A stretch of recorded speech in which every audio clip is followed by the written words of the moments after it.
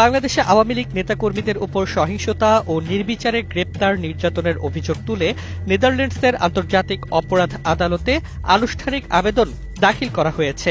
একজন ব্রিটিশ আইনজীবী Steven Pauls Rome সংবিধির 15 নম্বর বিধি অনুযায়ী এই আবেদন দাখিল করেন। ডাউটি স্ট্রিট চেম্বার্সের পক্ষ থেকে জানানো হয়, জুলাইয়ের অভ্যুত্থানের পর অন্তর্বর্তী সরকারের সময়ে আওয়ামী লীগ ও শেখ হাসিনার ঘনিষ্ঠ নেতাকর্মীদের লক্ষ্য করে প্রতিশোধমূলক সহিংসতা চালানো হয়েছে।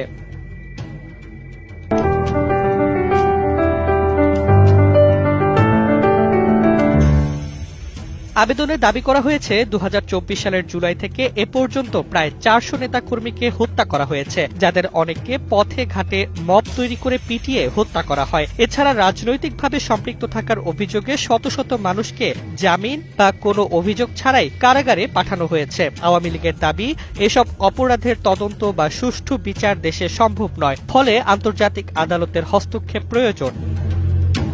এতে আরো বলা হয়, কারাবন্দী অবস্থায় অন্তত 25 জন নেতাকর্মীর মৃত্যু হয়েছে, যাদের মৃত্যুর কারণ হৃদরোগ বলা হলেও শরীরে নির্যাতনের চিহ্ন পাওয়া গেছে।